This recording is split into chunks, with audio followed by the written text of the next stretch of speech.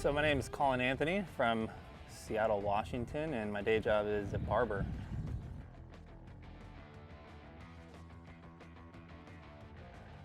The heart of it is a 1929 D motor, and it honestly is probably one of my favorite parts on the whole entire bike, just because of the history of it and what it kind of meant to Harley when they first produced it. And I also really love the twin headlights, because the same year that the 1929 came out, that was the first year they decided to run 2 bullet headlights, and that's kind of why I chose to do that.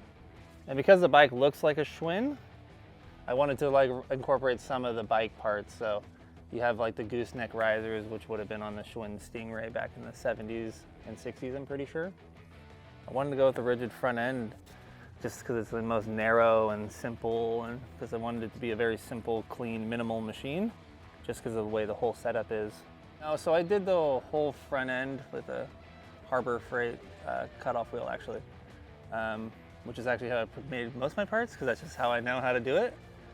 And yeah, a lot of sanding and all that stuff. It was chromed out here by SMI Customs, and they did most of my chrome work. I did have the ends milled at a shop here, but that was pretty much all that I had, because I don't have a mill here. So I had this old Wilson's machine shop milled the ends for me. And then the oil bag, which is like a Model K, is also a really cool feature with the hand pump to provide oil for the bike. Oil bag would have been for like a Sportster, and so we narrowed it like about 1.5 inches, almost 2 inches, just to kind of squeeze it into the frame rails. And then we added I added a hand pump onto the other side.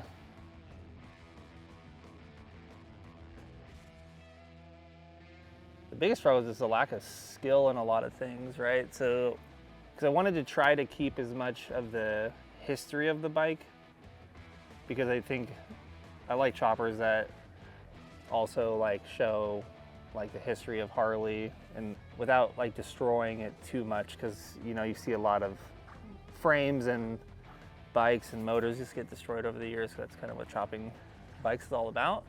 But I wanted to kind of pay homage to that, like by not overly modifying the motor and like trying to make a circulating oil supply. I wanted it to run as it was, but trying to keep all the casting was like the casting numbers was the very first thing that I was like trying to not destroy. So fucking sanding a frame to chrome is like the stupidest thing I've ever done in my life, and I'll never ever do one again probably.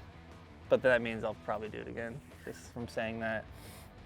And then my welding skills were not there. I've MIG welded before, but never TIG. So learning to TIG was so much harder than learning to MIG, that's for certain. I can't believe it's still so hard. I don't understand it. There's too many factors in it that I was just like, I don't understand half the shit. Everything I did was like, it was something new to me. So learning how to use a lathe, never did that before. Learning how to weld, never did that before. Learning about these total loss oiling was still confusing to me.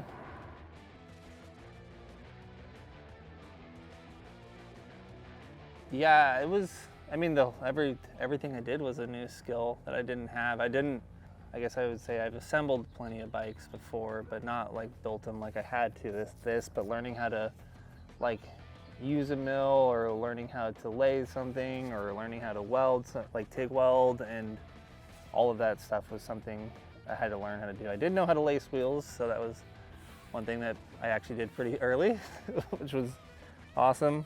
Learning how these motors work was, and still is like slightly beyond me, but I think with these it pushes you to try something, because you want to, with a contest like this, you want to be, I think, outside your comfort zone, and that's what a lot of people want to see, is they want to see you kind of push your skill set, I think, you know.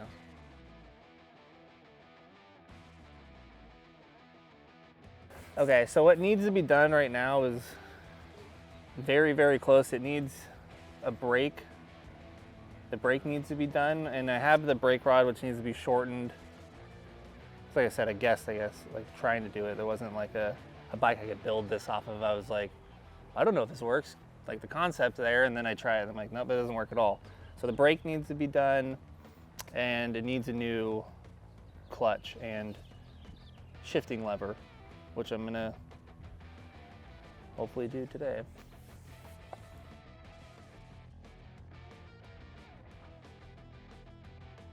So I would like to thank, well, the people that helped me yesterday. So Tom Jones and Eric, I don't remember his last name, but they really helped me kind of get the motor squared away yesterday. I was having issues getting it started, and we had to pull the motor apart, and so they were very helpful. I do a lot of stuff alone, most of it, and those guys would like not let me not get it started yesterday.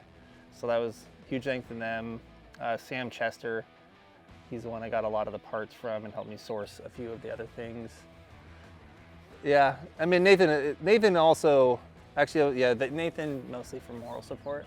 He's my guy I call when I want to jump off the edge about building a bike. So he's became a really good friend over the course of this too. Yeah, I love Nathan. He's a good dude.